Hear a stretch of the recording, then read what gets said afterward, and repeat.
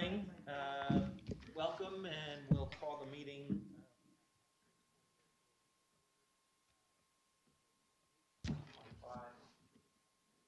Motion for approval of the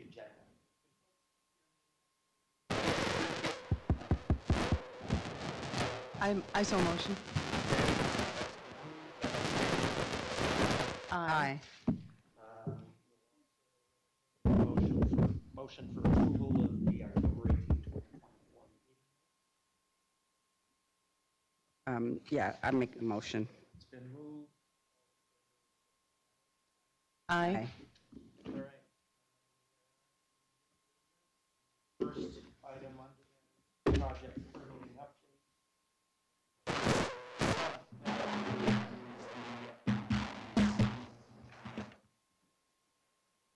Respect to that.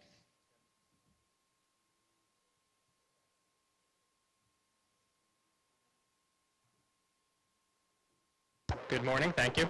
On February 19th, the Michigan Court of Appeals 2023 order that granted the application by Enbridge 5 constructed within the top. The of that opinion is available on the Michigan Court of Appeals website, and the documents are linked from the Corridor Authority's website, and we are getting the opinion uploaded to our website as well. The parties can either file a motion for reconsideration in the Court of Appeals or an application for leave to appeal to the Supreme Court. And I'm happy to answer any questions that the board has regarding the opinion.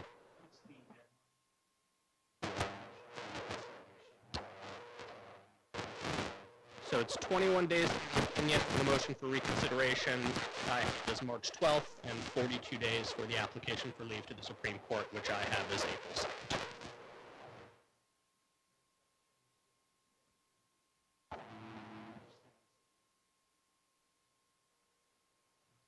I did not.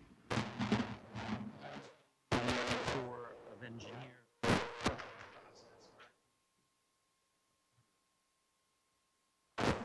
Good morning, everyone. Thank you. We did meet with U.S. Army last week, Thursday, February 20th. CE is currently in consultation with tribes and other operating.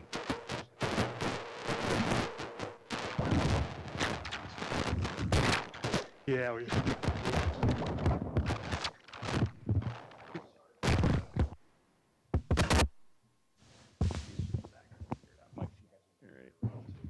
Okay. Morning, everyone. Is this better with this mic? Okay, thank you. I'll start over. We did meet last week, Thursday, February 20th, with the U.S. Army Corps of Engineers. The USACE is currently in consultation with tribes and other cooperating agencies to evaluate potential impacts, natural, cultural, and human, of the proposed project. The USACE is still preparing the draft EIS with the environmental impact statement. And there's no update or change to the proposed schedule for the NEPA process. The best place to find information on that is the Line 5 EIS website. We do have that linked through the MSCA's website. If you go on to the MSCA website, click on project permits, there is a link which will take you to the EIS page. They are currently operating under the schedule that is provided publicly there. There has been an executive order declaring an energy emergency, which called on federal agencies to use emergency authority to speed up critical energy projects. There are no details at this time if that executive order will have any impact on this project, and the USACE is still proceeding with the EIS as planned. With that, I would like to also introduce Mike Belligan. He's an environmental specialist with MDOT in our Office of Major Projects. Mike recently came to us in this area and has a vast experience in the environmental field, is going to be helping out with consultation with the Army Corps and providing updates to the authority in the future. And with that, maybe Mike, could you just introduce yourself to everyone and speak to your background? Sure thing. Thank you, Mark. Good morning, everybody. My name is Michael Belligan. I've been an environmental specialist with MDOT for the last 13 years, give or take. New to MDOT's Office of Major Projects, where the Straits Authority this project is being overseen. Yeah,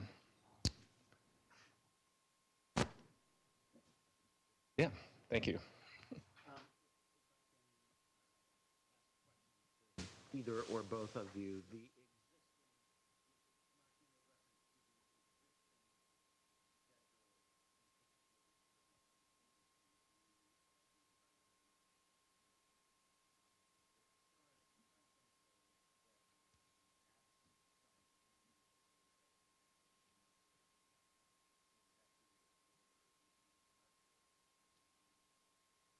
The current schedule does not specify an actual month. It is the draft EIS is scheduled for being completed spring of 2025, so that would be in the coming months, and then a final environmental impact statement spring of 2026. so that is a contemplated schedule absent some modification to it as a result of the executive order. Correct. Any other questions? If Mike could just speak to, like, if, once the draft is published, there's a public comment period. I mean, that is, can you just go over just a brief, like, once it's, the draft is published, the process for that? Yeah, Mike, do you want to process for once the draft is released? So I'm not an expert in the environmental or EIS process, but yes, once the draft is completed, there will be the public comment period for anyone available to provide comments on that. I cannot speak to, I'm not familiar offhand with how long that public comment period is. In this case, I don't, no. But there will be opportunity for the public to address the draft, I guess is what I'm That trying is to get at. correct. Yes. That it's not going to move from the draft or directly to the final. There's a whole process that goes out on the Federal Register. It's out there for public comment. People have an opportunity to comment at that time, and those comments are then considered prior to the final. That is correct. I just wanted the public to understand that there's more opportunity to address this. That is correct. Thank you. All right. I think that's it for the Army Corps permitting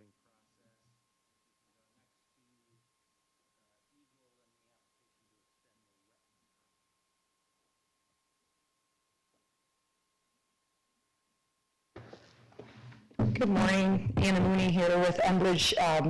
Just to give an update for you on where we are with the EGLE application is, as you just heard from staff on the Army Corps, and maybe just to reiterate, it is our understanding that there is a full public comment period on the Corps process. I believe it's also part of their timeline that's spelled out on the website too. So I'd also encourage the Corps maybe to be present at a meeting and present, kind of on their process and what that would entail, because I think they're the best, party to kind of answer those questions on what their process looks like. But that's certainly our understanding for what that process will be.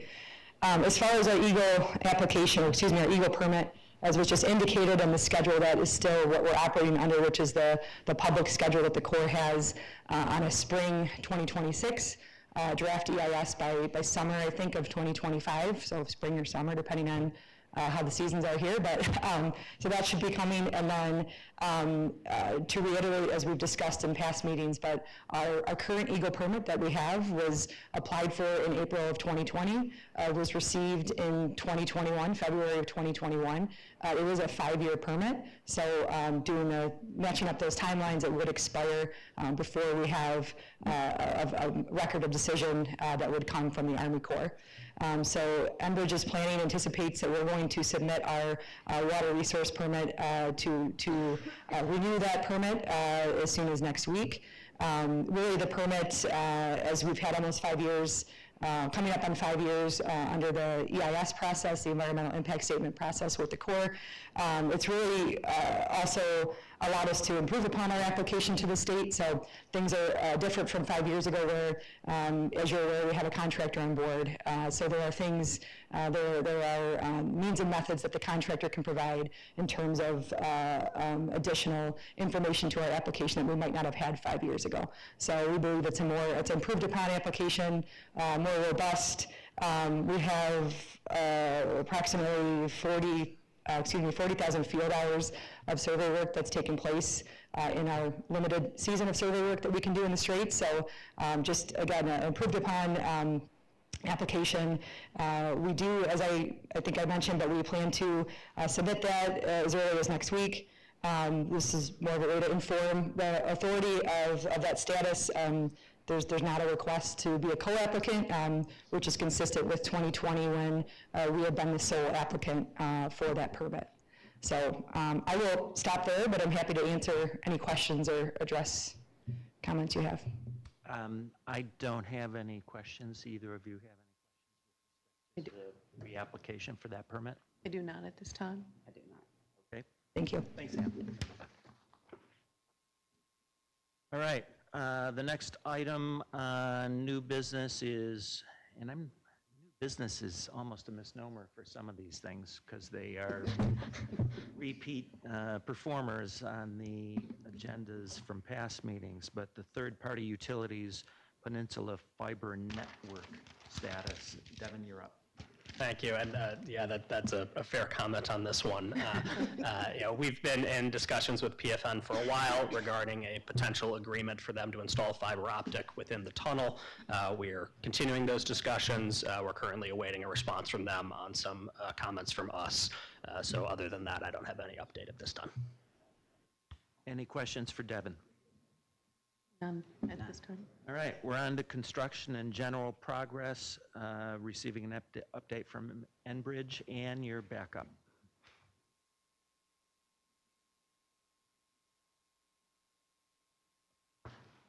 And this can be short because we, again, to the title, we have not begun any construction. So I think as far as again, we're waiting permits. As far as a contractor update for the Mackinac Straits partners, their focus has been on assisting in the permitting process. So again, having them on board has allowed for information requests, for example, that we received from the Army Corps, that they're able to provide their means and methods that we might not otherwise have as the owner of the project. But so there's no construction update. We still are moving forward with the contractor really on permitting. Happy to answer any questions there, though. Okay. I don't have any questions. I would make the observation that Enbridge provides monthly updates on the status of the various permitting activities, et cetera, to the authority. Those are posted on the website, so they are available to the public for their review. Any questions of Ann with respect to general progress? Thank you. Right. Next item, consultant contract update, and we have Talia from MDOT.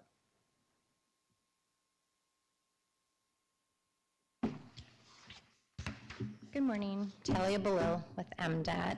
So we do have two outstanding consultant contracts. The first is the Independent Quality Assurance, or IQA services. The selection was previously made for Delve Underground, and we are working to finalize the scope of work, and that contract will be presented to the board at the next meeting in June for approval. The second outstanding consultant contract is the Pipeline Advisory Services. So we did receive a price proposal from Craig Brownlee PE LLC for that as-needed pipeline advisory service. That contract will also be prepared and presented to the board for approval at the June meeting. Are there any questions regarding the contracts? I have none, and unless others do, you can roll right into the budget report. Okay. The project advisory budget summary is included in your member packet. I won't read it to you, but if anyone has any questions regarding that, we also have listed Delve Underground as well as Craig Brownlee, PE LLC. Of course, we do not have a contract with them yet, so those are still listed as to be determined for the budgets and the contract terms. Okay. If you can talk for a moment at some point, assuming that construction actually commences for the underground tunnel. You have presented here a budget summary of what the contracted amounts contemplated for each of the contractors on this list are, and what the remaining budget is. Can you describe for me what your understanding is of, and maybe this is something we can have a more extended session, because I'm kind of popping. But that source of funding that will provide contract support once we get into that period of construction, where I contemplate that we would have a lot more activity than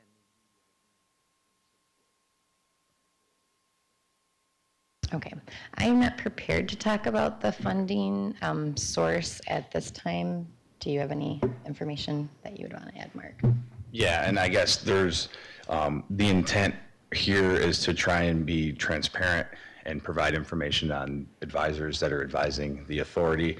One difference with the Delve Underground contract, so the legislature appropriated money, and that is what we're using to fund our current advisors. The IQA, or the Independent Quality Assurance, that does get funded separately, and according to the tunnel agreement, that gets reimbursed by Enbridge. So we can, in the future, and maybe as a part of presentation of that contract to the authority, we can provide some additional detail and plan on that for the June meeting, if that makes sense.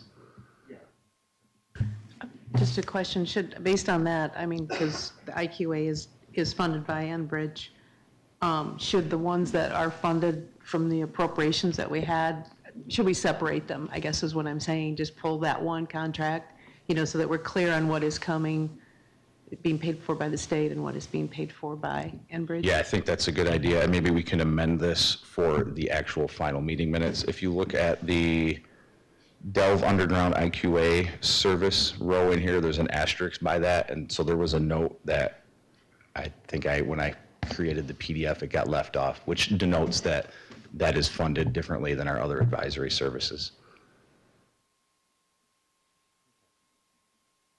Thanks. Thank you. Any other questions on the project advisor budget? Thank you. All right. The next item of business are the schedule of regular meetings. We have two contemplated scheduled meetings that are anticipated, both in St. Ignace, one for June 27, the other for October 17. The minutes should reflect that those will be the dates selected for the upcoming meetings, plural, absent any conflicts that board members have. But I think these have been cleared with everyone in advance. Is that okay? They've been cleared with me, yes. Next item is the receipt of Enbridge monthly reports. We already talked a little bit about these. Mark, if you want to make additional reference about them. Yes, as Chairman Novak noted, Enbridge provides the authority monthly progress reports.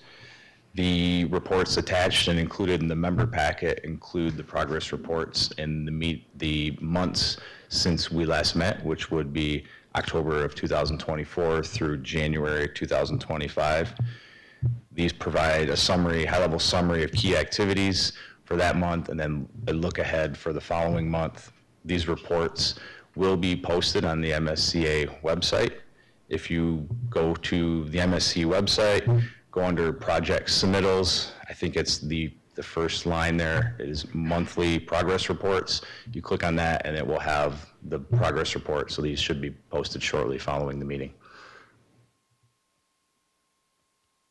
Any questions? Mark, do you want to give the complete website so that the public knows how to get to that? Monica, does someone know offhand the? If you Google Mackinac Straits Corridor Authority, it'll Yeah. take you right there. Yeah, I don't so- remember what the exact website URL is, though. Yeah, so it's housed within the Michigan.gov website. So I usually Google MDOT space MSCA and it's the first one that pops up. But we can make sure we include that in the meeting minutes and have the link to the website Okay. for anyone. It's easy. All right. On to receipt of Enbridge insurance coverage and financial assurance. Mark, you're still up. Okay. There are a couple things that Enbridge is required to provide to the authority. That would be financial assurance and insurance coverage subject to the agreements between Enbridge and the state of Michigan. Enbridge is required to file the appropriate financial assurance information on an annual basis. If you look in the second agreement, Appendix 3, there's information in there which the financial assurance needs to comply with. The tunnel agreement also requires Enbridge to provide on an annual basis notice of coverage showing the appropriate insurance is in place.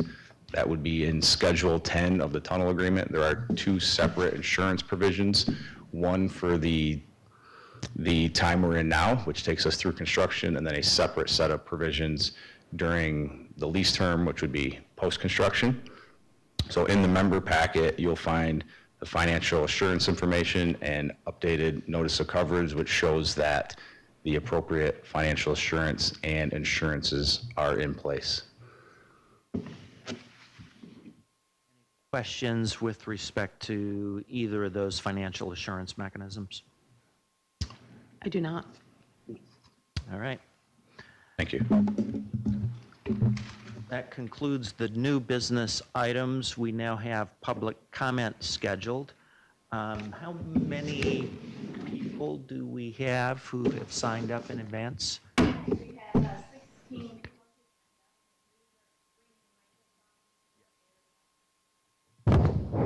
Okay. All right. Given that we have 16 speakers, I think the general preference is to confine comments to 3 minutes, but if people know from past meetings, I'm not particularly rigid in enforcing that 3 minutes if you have longer than that. But that is the encouraged time window.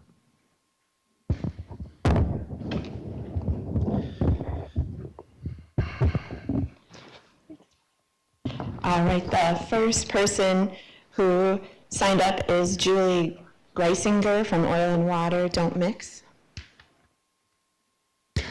Good morning, Julie Geisinger, Oil and Water Don't Mix in the Sierra Club.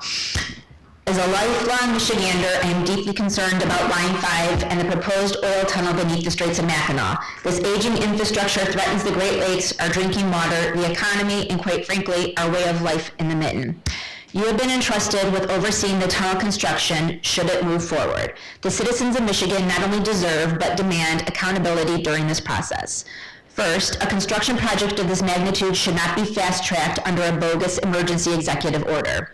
It's imperative the U.S. Army Corps of Engineers completes its full review of the proposed oil tunnel. Also, the public deserves the opportunity to be involved in the public comment and review process since our treasured Great Lakes are at risk. The tunnel is a false solution. Enbridge keeps saying the tunnel will protect the Great Lakes, but all it does is extend the life of a 645-mile aging pipeline that has 33 documented spills. In addition to Enbridge's abysmal safety record operating pipelines, they've also had a history of missteps with construction projects. Take, for example, Line 3 in Minnesota. They breached at least 3 groundwater aquifers, if not more. The state of Minnesota charged Enbridge for not reporting these breaches when they occurred. Damage to public groundwater resources during tunnel construction would be just as likely in Michigan and threatens the drinking water for 40 million people.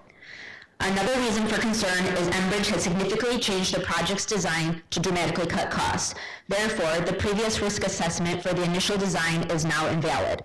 The previous risk assessment warned that a poor geotechnical study was the greatest risk to the project's success. It assumed that a thorough geotechnical program and seismic study would be completed, but they were not. And as of now, the current tunnel design has not been subject to a risk assessment. The tunnel contractors that have been chosen for this pending project also raised some alarm bells. According to CBNA's website, the only experience they have with tunnel construction is with wastewater and transportation tunneling, not an underwater tunnel for volatile fossil fuels. And Bernard Construction Company had to pay $750,000 settlement to the Tampa Bay Water Board over reservoir cracking, which was caused by design flaws. Bottom line, there are red flags and deep causes for concern, which is why the permitting process should not be expedited. As the entity responsible for oversight of the tunnel construction, it's your duty to ensure all safety concerns and threats are fully reviewed. Thank you for your time. Next is Amanda Robert from the Michigan Climate Action Network, followed by Denise Petoskey representing herself.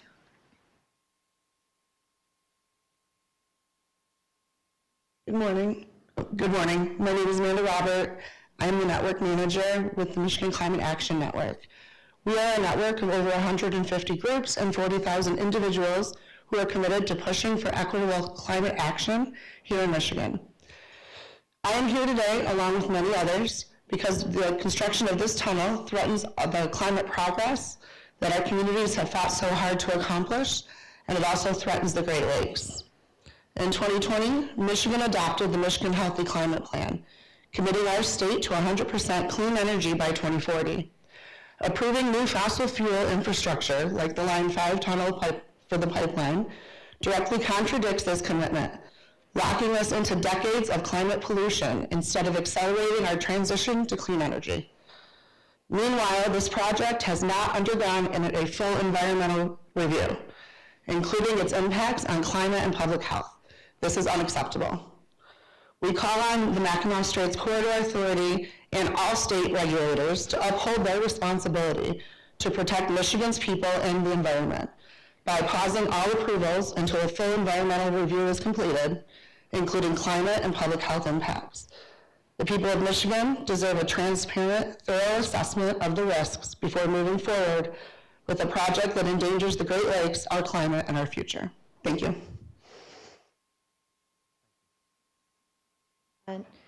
Next is Denise Petoskey, followed by Jonas Higbee. Both are representing themselves. Ani, Denise Petoskey, Indigenous cause, Waganakasingo Dawa and Dao, Makwa and Doram. I introduced myself in my native language for my ancestors and my cousins in the audience. First, I want to tell you a little bit about the town that I'm from. Like hundreds of lake towns in Michigan, Petoskey depends on that lake. For hundreds of years, the south shore of Little Traverse Bay was a fishing village for Odawa and Potawatomi and other Anishinaabe folks. In about 1830, my fifth great-grandfather, Chief Petoskey, who went by the name Badasagay, got into a fight with the Catholic Church in Harbor Springs about the education of his children. He packed up his canoe, 5 of his children, paddled to the south shore of the bay and established a settlement. That man was a signatory to the 1855 treaty as the headman of the Bear River Indians, and of course later they named the town after him.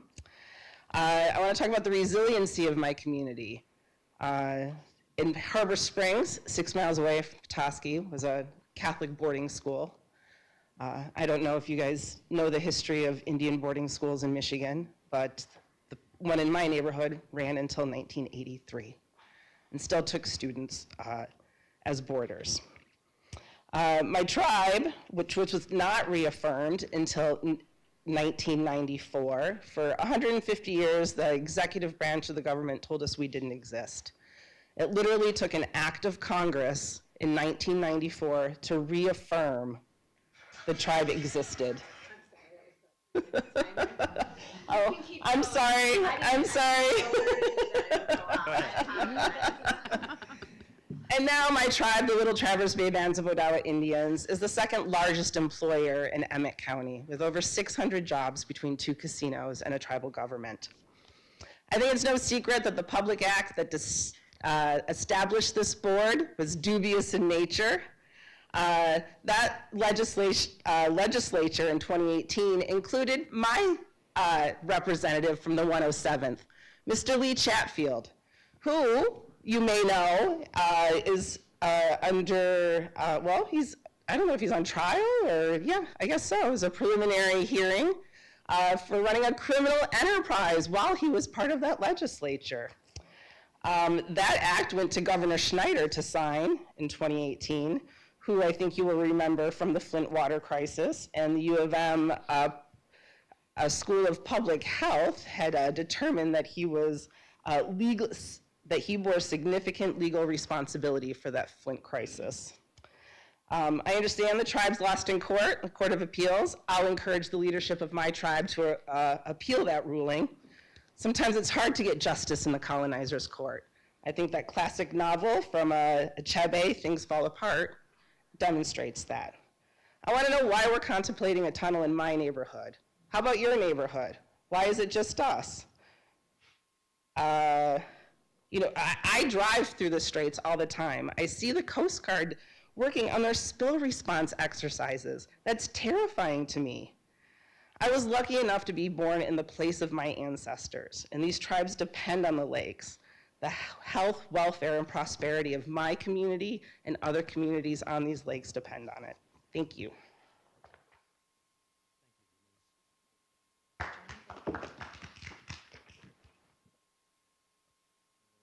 Jonas Higbee, Lansing resident. I'm deeply concerned by the threat to the Great Lakes and to our drinking water that Line 5 currently poses, and what the tunnel extending the lifespan of the pipeline could do. I want to make sure that all the necessary environmental, human health, everything reviews happens. I also have some questions about the current state of U.S.-Canada relations. Maybe this is outside the scope of the project. They're mentioning the energy emergency order, but I think that current saber rattling with Canada is also something to take into consideration before doing a massive infrastructure project on behalf of a Canadian company. Other people can probably speak better than me about most subjects. Thank you.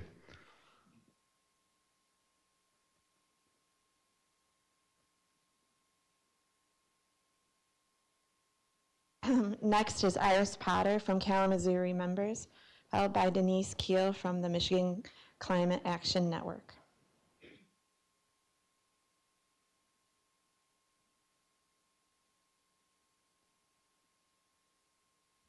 Hello, folks. I'm Iris Potter, co-founder of Kalamazoo Remembers, formed after the horrific Enbridge oil spill in our Kalamazoo River.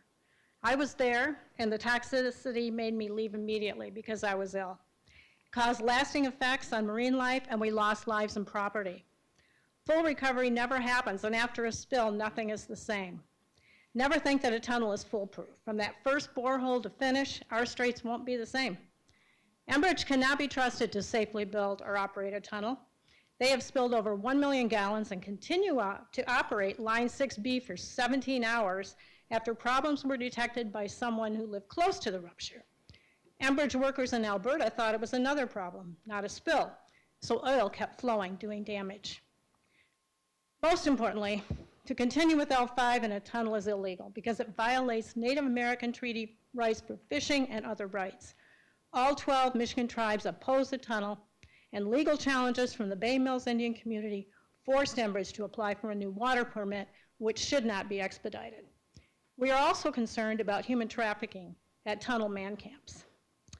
So, tunnel problems include, and you'll probably hear more about this, untested design, first of this kind, and poses explosion risks, especially from methane leaks. Tunnel workers were killed in a 1971 Lake Huron tunnel explosion, the largest in Michigan of an industrial accident. Enbridge knows its boring samples didn't follow industry standards, so exact soil and rock stability is unknown, with risk of collapse. What if there's an accidental boring slurry release? Fish lives in this prime breeding area wouldn't be guaranteed. What about shaking bedrock during construction, giving bridge proximity? And what about effects on aquatic life? Has a study been done? Or no? Millions of gallons of wastewater would be discharged. Who would want to fish, swim, or recreate near toxic water? The Nestle v. Enbridge case is undecided, so since 2021, Enbridge is operating illegally while our tax dollars pay for consultants, lawyers, etc. How much has the state already spent to aid a private Canadian corporation? We need those figures. You could exercise authority by acknowledging the risks and vote to cancel it. You could appeal the MPS decision and honor sovereign treaties. We know that Enbridge tries to exert its influence. The MSCA statute states that you are, quote, authorized as a public and essential governmental purposes, kind of strange language, for the benefit of the people of this state and for the improvement of the health, safety, welfare, comfort, and security of the people of this state. And these purposes are public purposes, end of quote.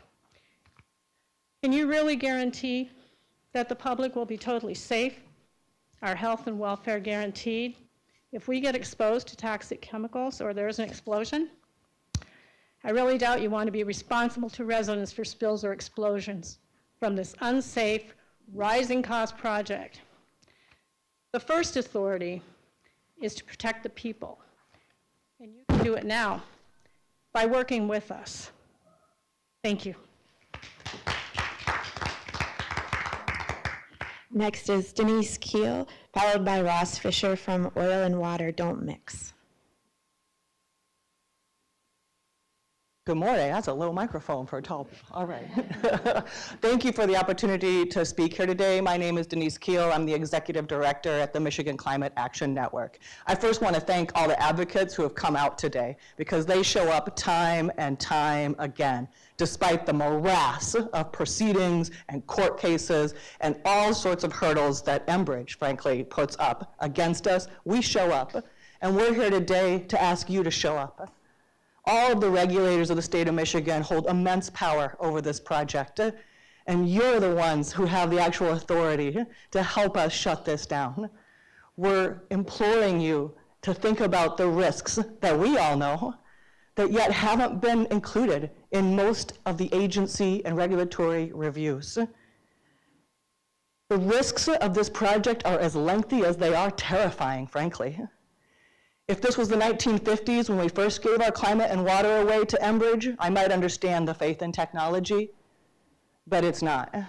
It's 2025, we're in the middle of a climate crisis, and we are dealing with a company whose history is terrible on safety.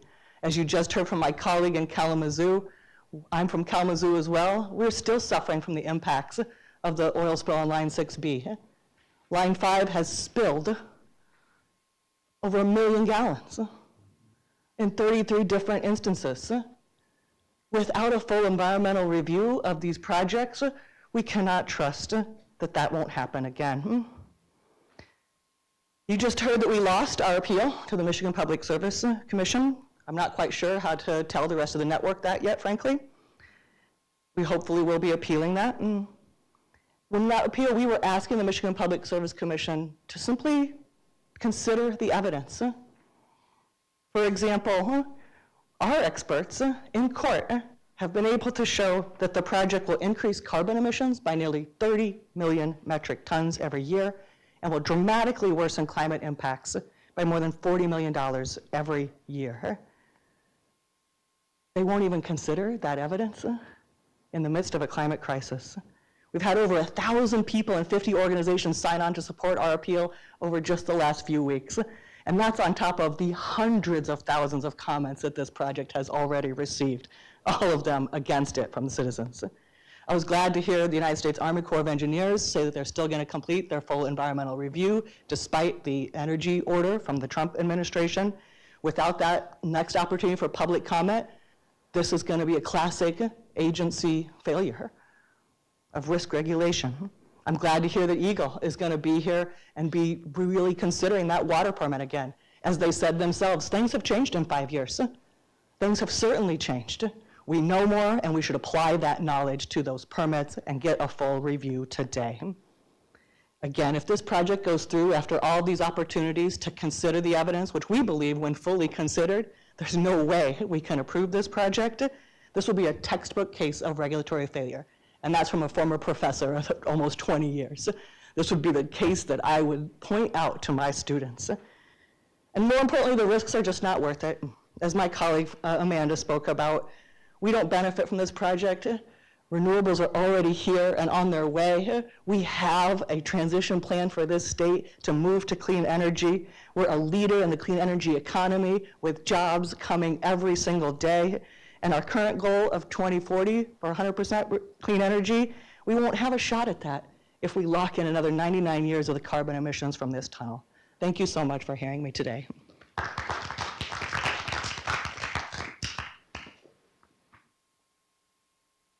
Next is Ross Fisher, followed by Moses Bieber, representing Self, and LTBB Odawa.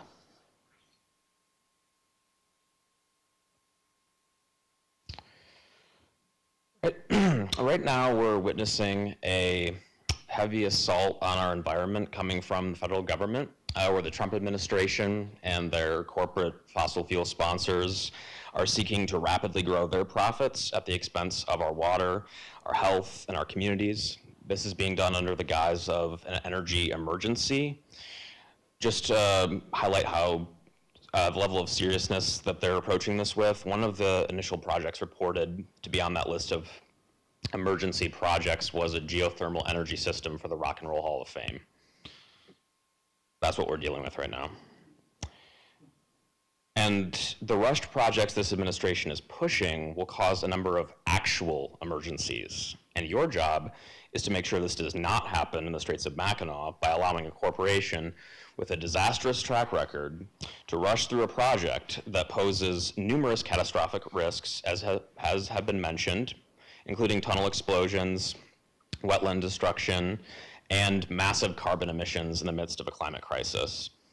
And Enbridge's disastrous track record continues with their selection of contractors. And I want to bring to your attention some information about some of the contractors that Enbridge is planning to work with, including Barnard Construction Company, which Tim Barnard and his wife both donated $500,000 to Trump's campaign in the 2024 cycle. They also donated in 2016.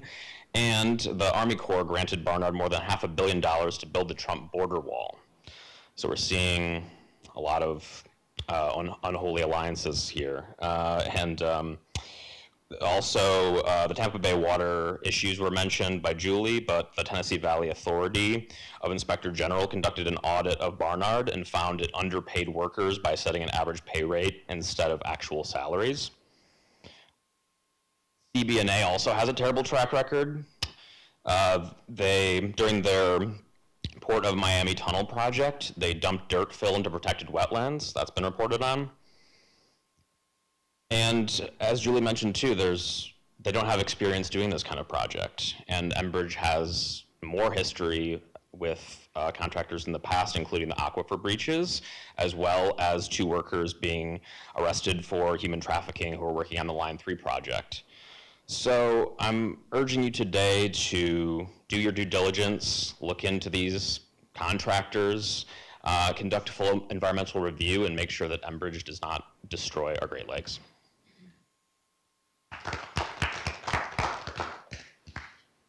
Next is Moses, followed by Nicole Kiwe-Biber from Clean Water Action.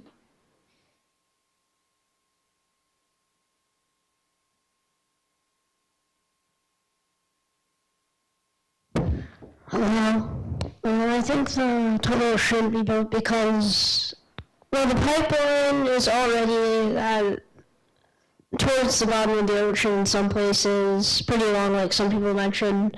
But I think that the tunnel around it might not actually help, because if the tunnel's around it, the oil will still probably come out, like the tunnel might explode or it might leak through. So that's why the pipeline should get shut down, get the oil out of it. And that way, like, it could be instead of the easy fix the tunnel, which isn't actually a fix, it just kind of put something around it. And then if the oil were to leak out, I think it would go through the tunnel too. It kind of seems like a matter of physics, so it wouldn't really work if they were to put the tunnel there. So if we don't want the pipeline to be running, maybe we wouldn't want the tunnel to be around it. And then for how long it is, it would also be a project for the tunnel. And if they do something called coding holidays on the pipeline, I don't see why they'd like put too much time into the tunnel either. So that's another reason why it wouldn't really be necessary to build the tunnel. And maybe since it's so long, then putting the tunnel there, it would still be the same length, and even if it broke, probably there'd be a pretty big leak down. Let's say there's a really big leak down the pipeline, the same amount would come out of the tunnel. I don't feel like it'd really protect it if the pipeline cracked or burst out of all of the water pressure. So that's why I think maybe we could either just take the pipeline away, but even if they keep it there, it still wouldn't be necessary to really put the tunnel there, because it wouldn't really protect it. So that's why I think it wouldn't really be necessary to put it there. Thank you.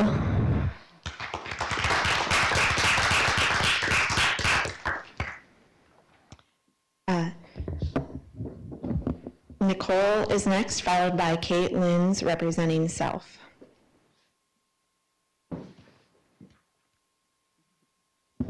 This is awkward. Anin, bonjour, Nicole Kiwe Biber, Nadishnakaz, Waganakasino Dawa, Nishnabekwe, Ndao, Wabananang Nadago, Michigidodem.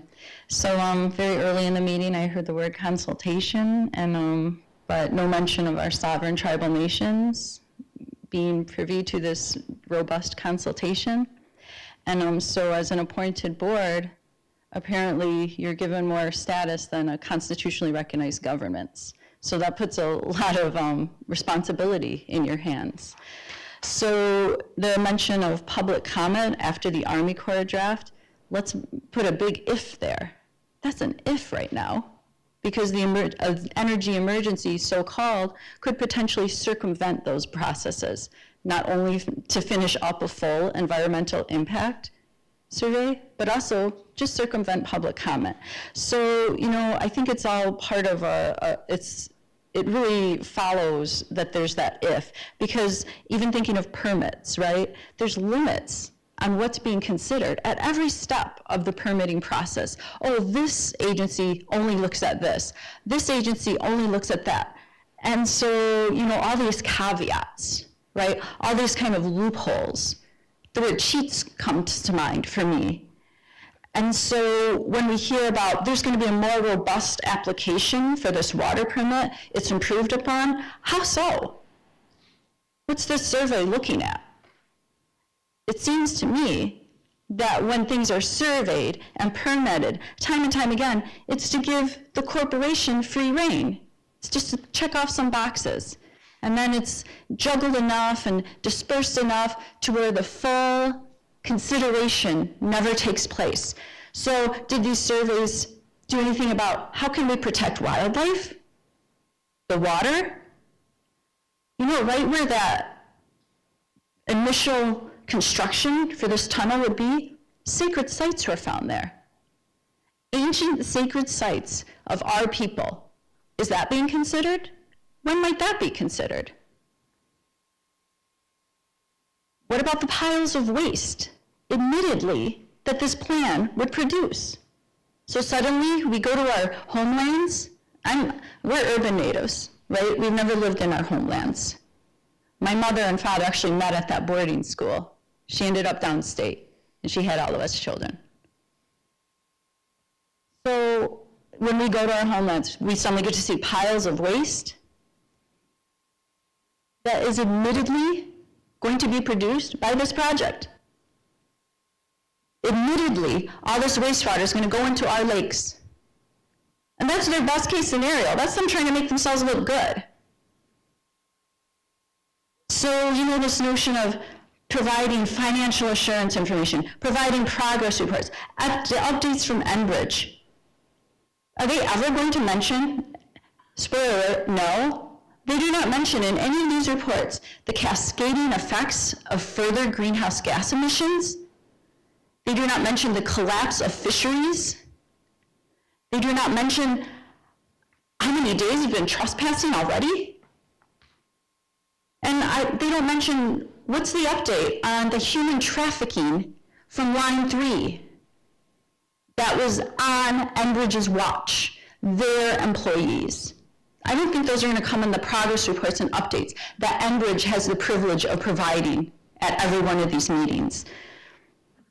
So when things are presented for approval, I heard that phrase a few times. Wow, what an assumption. Not for consideration, not for questions, not for interrogation, presented for approval. So all this is done without answering to the many red flags that have been raised here. That's common knowledge among people who love and care about the water and want to protect our communities, our wildlife, our water. No mention of the dangers, no answering of all these questions about the basic feasibility of this project. It's just shortcuts. Shortcuts to construction. Read destruction. That construction is destruction.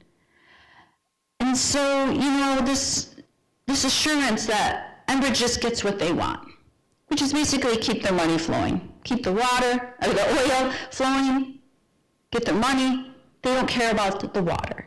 So what about the other 641 miles? What about our children?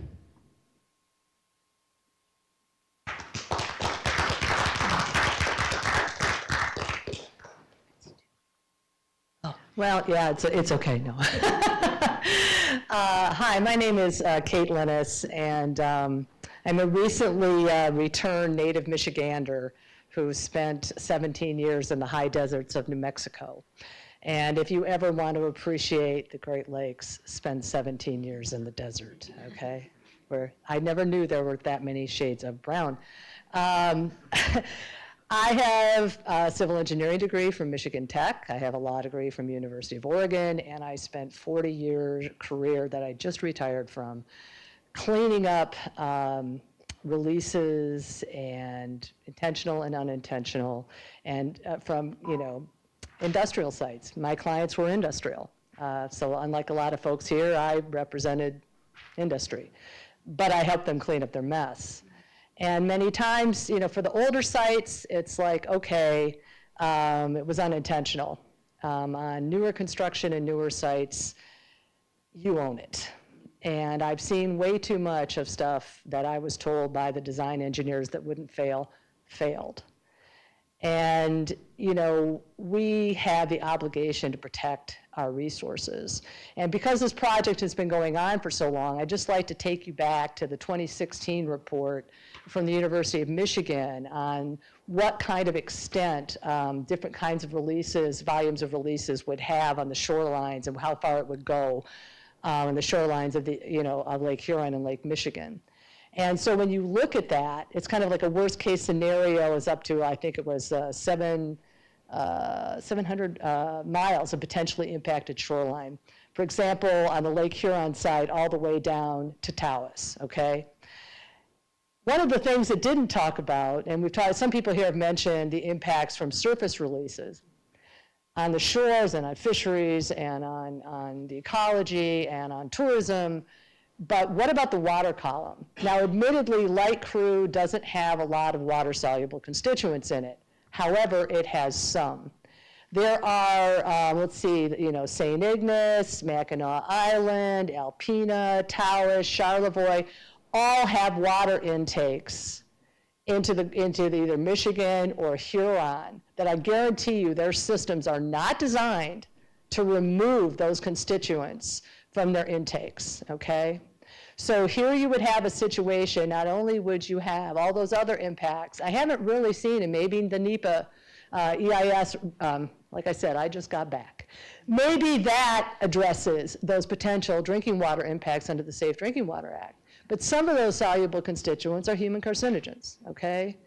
And they have very low Safe Drinking Water Act acceptable criteria. So I haven't seen this either. Being a trained environmental engineer that unfortunately went to law school, but I decided not to go to the dark side, and I stayed on the engineering side so I could really clean things up instead of arguing about it all the time. I still think kind of lawyerly too, right? So it's this whole kind of risk-benefit, relative risk assessment that we do on every project. And I don't want to sound political, but this energy emergency, at least related to this project, is a fallacy. We have studies that show that the impact to availability of like propane in the UP is not going to be significantly impacted by this. And I've lived in the UP, and believe me, I've filled my propane tanks. I know of what I speak. So it really doesn't exist here. We know that. And so here we are, I mean, it would be an end around. And I'm pleased to hear, at least so far, we're still doing the EIS, as it should be done. But, there's not enough positive benefit that I can, even if I kind of scrape the corners, of my mind, that would overcome all of the possible negatives to this. And the drinking water thing is just one tiny piece. People, have already commented, and will comment, behind me, will say even more. And last but not least, just for your information, the minimum comment period on draft EIS is 45 days. You can look it up in the Federal Register. And typically on a project like this that is particularly contested, the comment period is significantly extended, which I would recommend heartily that you do. Thank you for your time. Next is Lynn Armentrout representing Self, followed by Kayla McKella representing Self.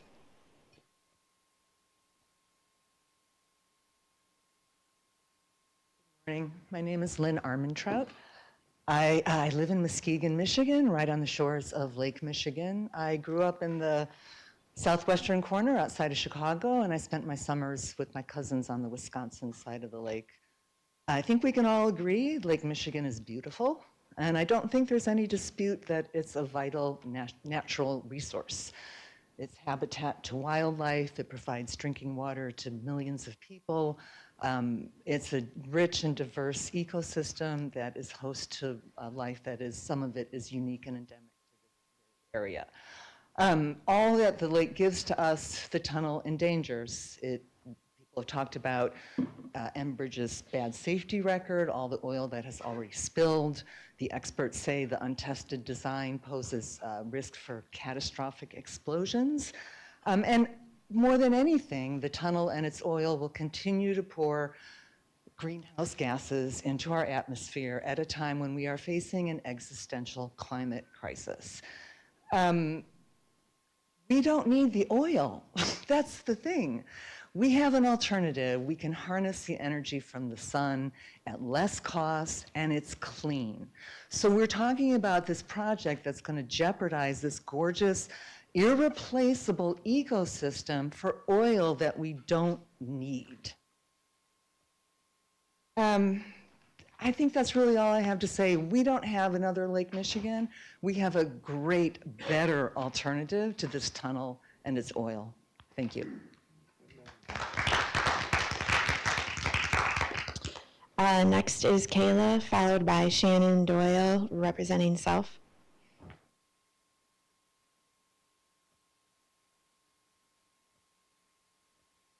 My name is Kayla Makala. I'm here as a concerned resident to speak against the Line 5 tunnel. I live in Lansing now, but I grew up in the Keweenaw, surrounded by Lake Superior. That lake is such a huge part of who I am. I carry it with me everywhere, and everyone I met there would say the same. I've lived in Michigan my whole life, and a powerful love and identification with the Great Lakes seems just about universal to me. We are so incredibly lucky that these lakes exist so close to us, so I find it really confounding how willing some of us are to harm them, to risk destroying something so wonderful, so essential, that doesn't belong to us, that we all claim to love and respect.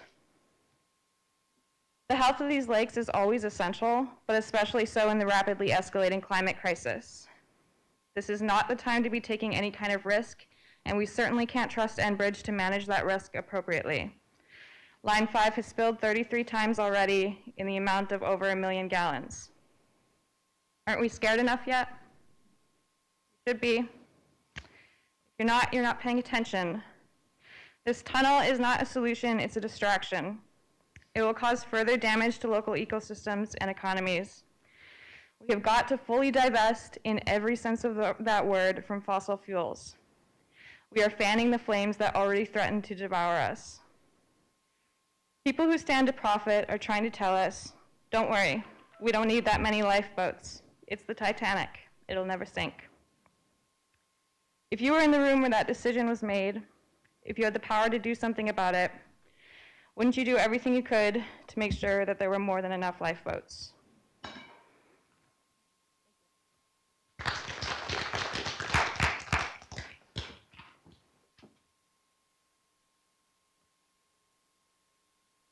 Hi, I'm Shannon. I live in Lansing. I actually am from New England, though, so I just started enjoying the Great Lakes 2 years ago, and they are fabulous. Fresh, clean water is key to the survival of humans. Enbridge doesn't take safety precautions seriously. They do not care about polluting our water, and they do not care about the negative impacts on Michigan residents. Enbridge has already spilled over 1 million gallons of oil in Michigan. Do we really want to secure a future of the Great Lakes polluted with oil?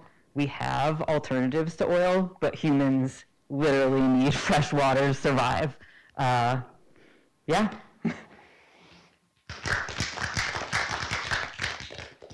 There are 4 more individuals signed up to speak. Next is Nick Finch, representing Self, followed by Ashley from the Groundwork Center.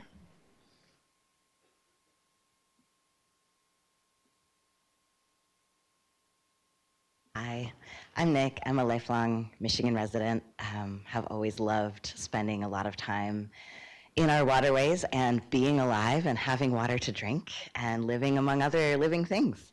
One thing that I notice us talking a lot about in this meeting is a lot of social constructs. And I find them maybe a little bit distracting from the reality of what this tunnel project is proposing. So one construct that we're talking about is government, like who has permission to do things. And if we're gonna buy into the construct of government, then we need to acknowledge the sovereign tribal land that the tunnel and the current pipeline are moving through. If we're going to buy into the construct of borders, then we need to acknowledge that this is a foreign corporation that is breaking Michigan laws. It's been how many days? 1,388 days of illegal operation from a foreign corporation. And that's violating our rights as Michigan residents. If we're going to buy in to the construct of a corporation, like what is a corporation? It's a legal shelter for individuals to profit without taking personal risk and accountability. If we're going to buy into the idea of laws, then okay, let's see how the laws fit in with this project, because the treaty agreements are not being abided by. The order to shut down the current pipeline in May of 2021 is not being abided by. So if we're gonna throw those things out, then let's talk about what we're actually talking about, which is life, right? The Great Lakes is 1/5 of fresh water in the world. It is 9/10 of accessible fresh water in the United States. What we're really talking about is a climate crisis, not an energy crisis. We are in a climate crisis. And we know that Enbridge doesn't care about spills. We know that they budget it in to their corporation so that they can pay fines while we deal with the economic impact of the climate destruction that comes not only when these very old pipelines spill, when they're put through these high traffic areas, they are routinely, I mean, the materials that they're made out of are old. They have lied about like the lining. They have lied about the underlying, like what the rocks are around there. Then they like quit their geological studies early when it doesn't support what they say. They lie about how many supports are there and what the supports are looking like. People have done studies where they just dive down and look at it and take pictures and it's not aligned. But it doesn't matter because they make enough profit off of us that they can pay the fee when they get caught lying. So let's talk about what this really is. It is a corporation profiting off of destroying the world that we live in and the resource that we and every other living thing needs to survive. And we do not support this, and we demand an end of this illegal action and that we not give them permission to do more of this nonsense. Thank you.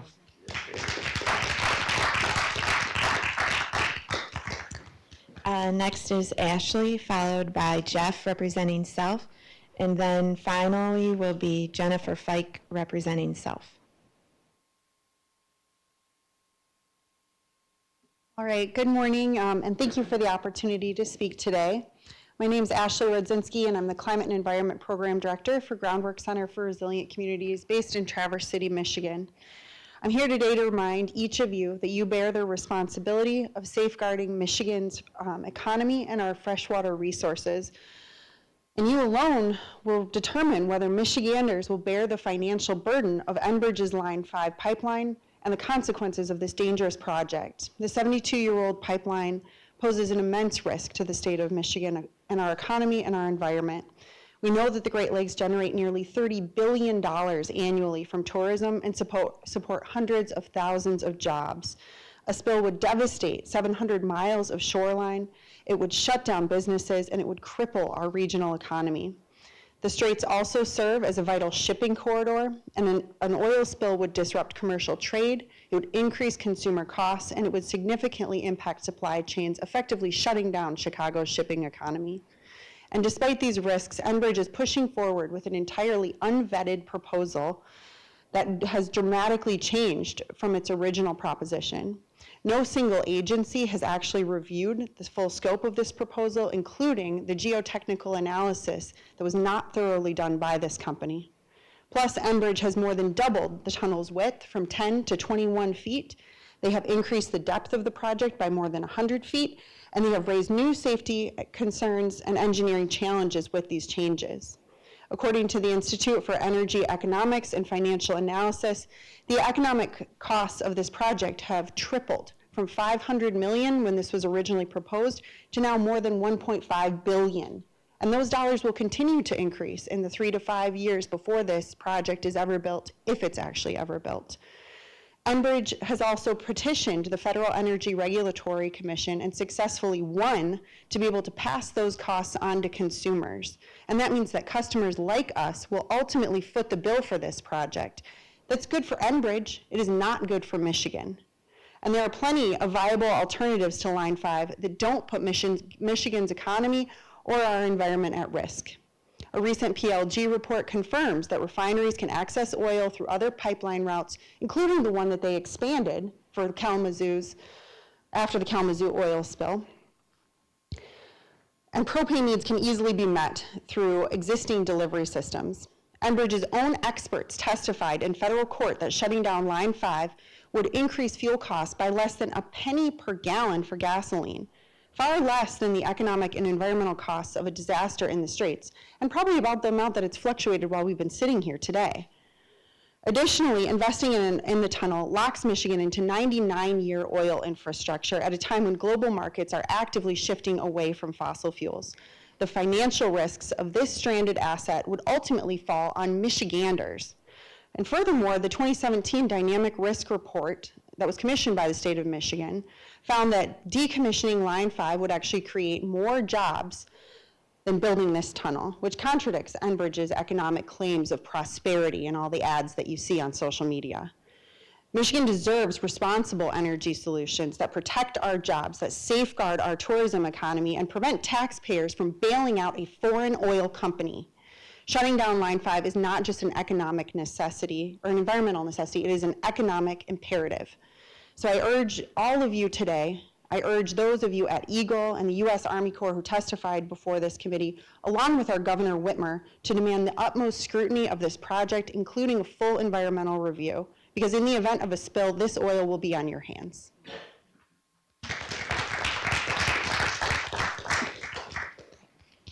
Next is Jeff, followed by Jennifer Fike.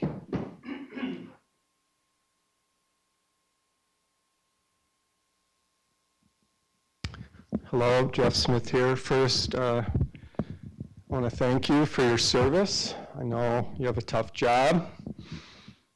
Not a lot of love sent your way today, but we appreciate your service.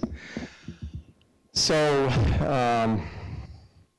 there are a lot of people who think, thousands of people, who think the world is flat. But, we don't empower these people to make maps. We don't empower these people to set policy on, say, shipping. Because we consider them kooks, because the world is a sphere.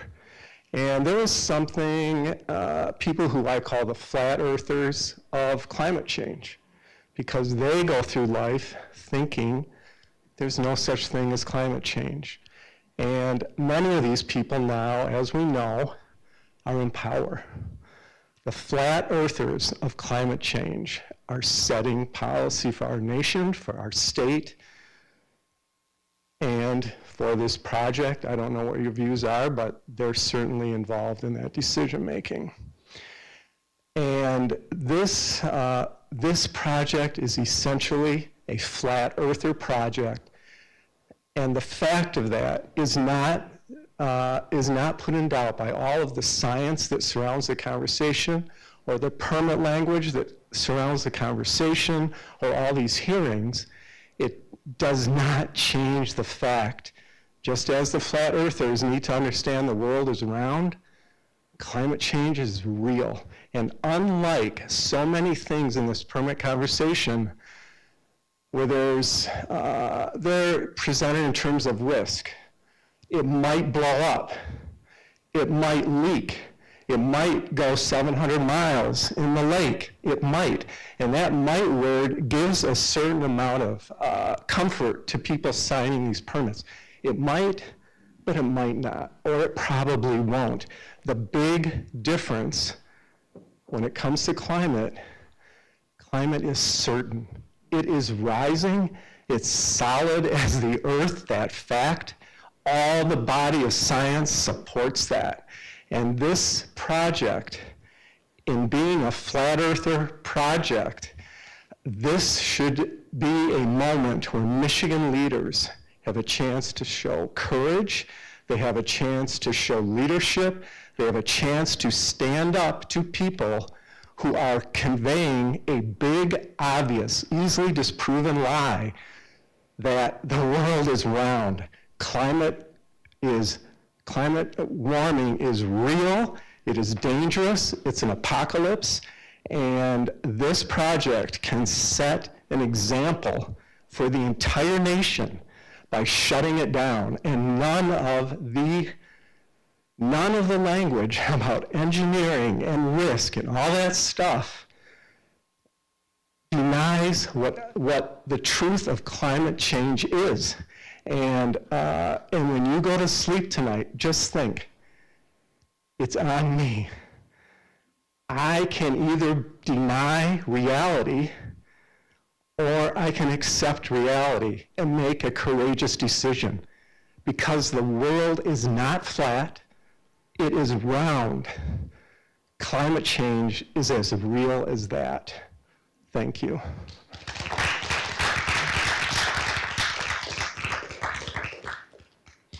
There are 3 individuals left to provide public comment. Jennifer Fike, followed by Chris Desmet, and then followed lastly is Sean McBrady. Hi, I'm Jennifer Fike from Ann Arbor, Michigan, and I urge you to protect Michigan's natural resources and do the right thing in denying this permit. U of M conducted a study about the impacts of what a spill would look like for the Great Lakes. Why would you put our coastline, our fresh water, at risk? The pipeline was built to last 50 years.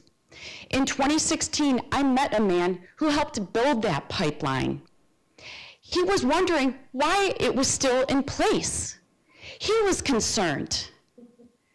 And now it's 72 years old. Building an ill-advised tunnel which poses risks of explosion from natural gas liquids is too great a risk for us to take. As a lifelong Michigander, why would you put our freshwater and natural resources at risk for Canadian fuel for a Canadian company? Alternatives do exist for the propane going to the UP. It's been studied. Please look at the numbers. Enbridge Enbridge is responsible for the worst inland spill in U.S. history. Why would you trust them? As a former Michigan Department of Agriculture and Rural Development Commissioner, I understand what this state has to offer due to its ready access to fresh, clean water. As an avid birder and trail runner, I utilize these precious resources on a daily basis. Do the right thing and protect our resources and don't destroy them. Thank you.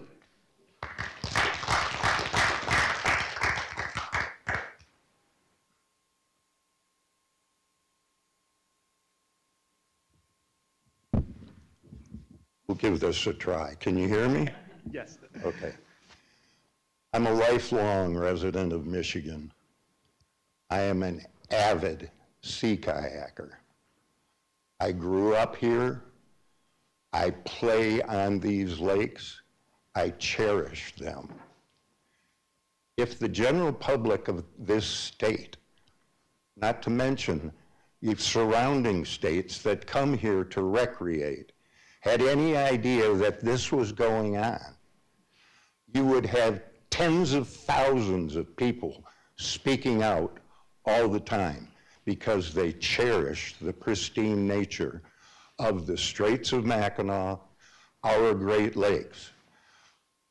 We all know climate change is real.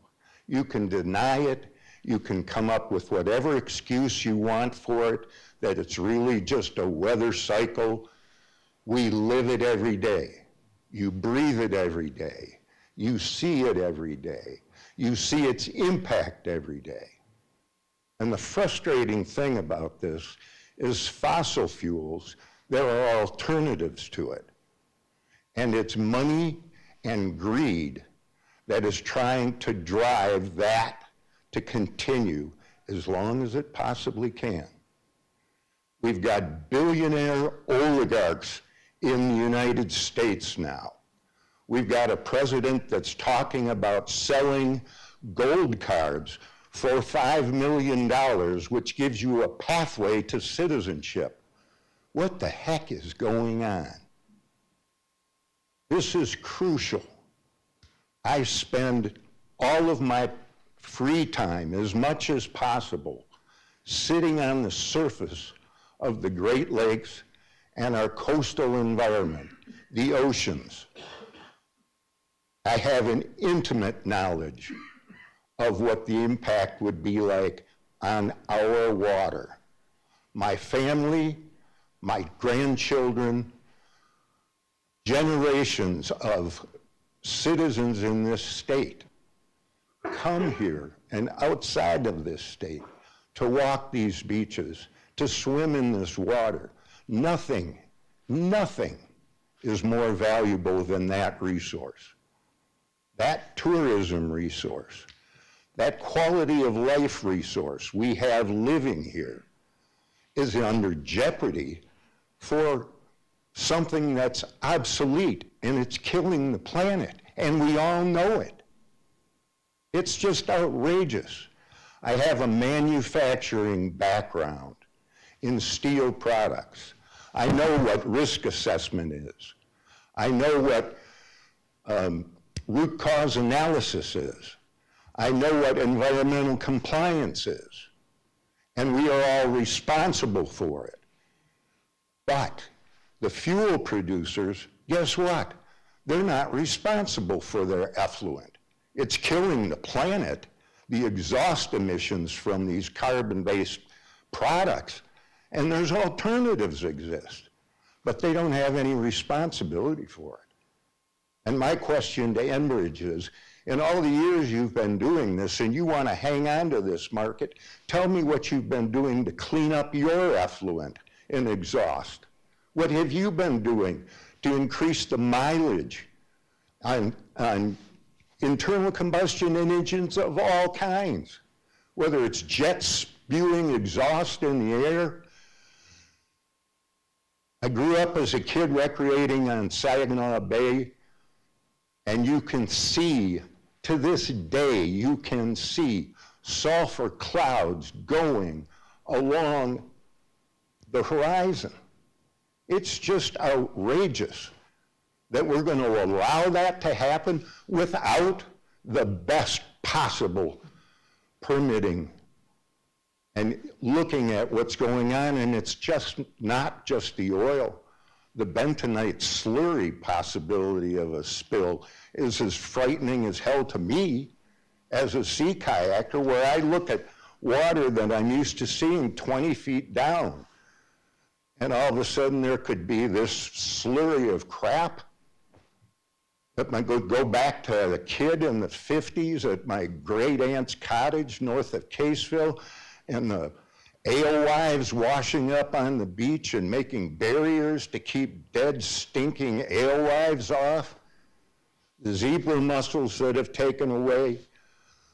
Southern Lake Erie, around Toledo, the Michigan side of it, just spectacular. The Woodtick Peninsula, that environment. You can't even paddle there anymore in the summertime because of the stench of harmful algae blooms.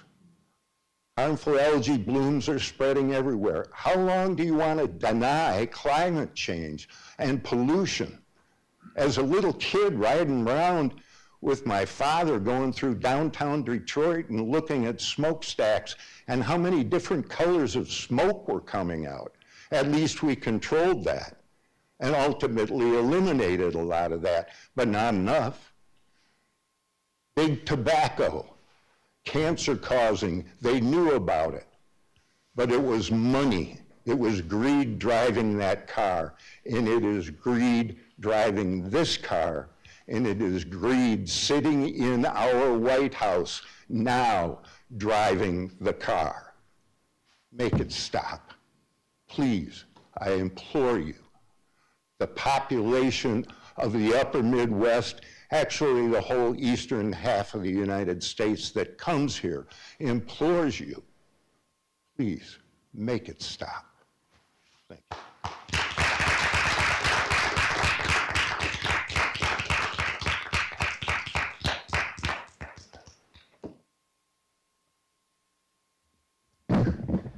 Thank you very much. I am Sean McBurdy, Michigan Director for Clean Water Action, and represent the Oil and Water Don't Mix campaign as well. While I could spend a lot of time on the problems with Line 5, I'm going to limit my comments to the role, of course, that you all play as the Straits Corridor Authority, which I know you're not a permitting agency, your role is oversight. And one of the big problems as this tunnel project moves forward is that oversight at the agencies and also here is severely lacking. Luckily, a court agreement has forced Enbridge to go back to the drawing board with their State Department of Environment, Great Lakes, and Energy permits. They claimed they would be impacting far less wetlands than they actually are going to impact. However, there's a large hole in our permitting process that would be properly picked up by oversight that you all should be aware of. So EGLE really has only looked at the north and south shore of the straits. The Michigan Public Service Commission has looked at siting for putting an oil pipeline inside a tunnel, but not at the environmental impacts of construction of that tunnel. And the Army Corps of Engineers were very unclear as to what they're going to do. I was in Washington earlier this week. None of our Michigan congressional representatives could even answer as to what Army Corps is going to do at this point, as to whether or not they're classifying this as part of the president's pretend emergency. And so oversight here, I think, should play a key role both at looking at the parts of this project that haven't been thoroughly reviewed by the permitting agencies. And I hope you'll actually join the Oil and Water Don't Mix Coalition in pressuring the Department of Environment, Great Lakes, and Energy when they revisit these permits to actually look at the environmental impacts of tunneling through the Straits of Mackinac, because they have clear authority under the Great Lakes Bottomlands Act and the state's role as enforcer of the public trust doctrine to do so. It's kind of inexplicable as to why they chose not to do so last time. Another kind of disturbing piece to this that I don't think has received proper oversight has been the rampant conflicts of interest and past problems with both Enbridge and the contractors that they've hired to pursue this project. So I'm going to start with Barnard Construction, the main tunnel contractor Enbridge has selected, who was a recipient of $500 million to build Trump's border wall. I think together that bought about a mile of wall. The CEO and his wife recently donated $1 million to Trump's campaign for president in 2024. Nobody's looked into the appearance of quid pro quo in these dealings, with them now getting this big contract, and Enbridge being apparently the only Canadian company the president is okay with not attacking. Nobody's looked into the facts as well. So Barnard also has a history of the Tennessee Valley Authority looked into Barnard's contracting practices and found that they were underpaying workers, and in federal paperwork overclaiming what they were paying by using an average salary instead of what they were actually paying workers. So when people talk about this project bringing in workers, I mean, they admit that there will only be about 200 jobs, and we're now looking at using a contractor with shady hiring practices who's known for not paying people their full rate. Something that's perhaps related to this is Barnard also has a history of failed projects, not only the failed border wall project, but in Florida with, I think it was Tampa Bay Water Authority. Barnard had to settle an agreement with them after a reservoir they built started cracking due to what was found to be flaws in design. Now, building a tunnel through the Great Lakes under 17 bar pressure with the pressure of 17 atmospheres crashing down, this would be the most pressurized tunnel in the history of the world in a place with incredibly complex geology. And if they make a mistake, if God forbid there's some problem in drilling the tunnel, with an operating pipeline above it could very well end in tragedy in the Great Lakes. A company with a track record like this deserves a little bit more oversight than what they're currently getting, and it would be great to see the Straits Corridor Authority look into that issue. Let's go to Enbridge themselves. In Minnesota, in the building of the Line 3 pipeline, so in Line 3 was, of course, way different than this project. It was more like Enbridge's standard projects. They dig ditches, and then they put pipeline in said ditch, put dirt on top.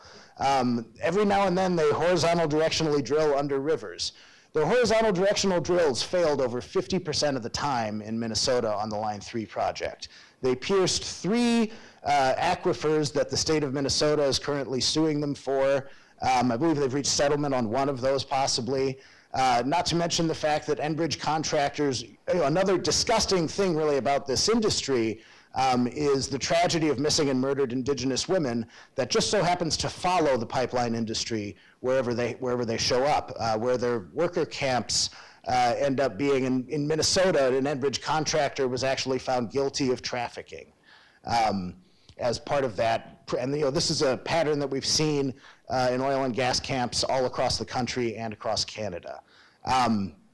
We have so many different issues with oversight here, and then at the end of the day, if we're not looking into all these issues, y'all are going to be tasked at the end of the day with deciding whether or not the state of Michigan owns this tunnel, which nobody's looked into the process of, nobody's taken a deep enough dive to see in this process if this tunnel can actually be built. If this tunnel is being built the best way possible, if they actually get permits and move forward.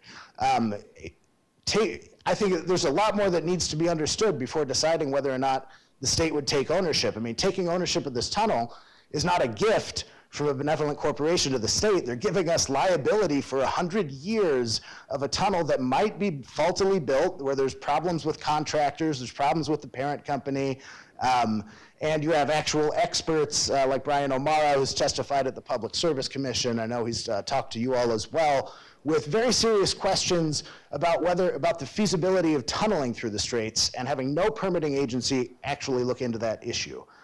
So, I hope that in the future we get a little bit more than brief report outs at public meetings from the people who are actually going to be doing the work. A 30-minute report out is not, maybe you all have more information, but I know the public sure doesn't have more information, and providing oversight for the public is such a critical role when things like this are moving forward. Thank you very much. That concludes public comment. Any other members of the public who wanted to participate in public comment? All right, with that, we are adjourned.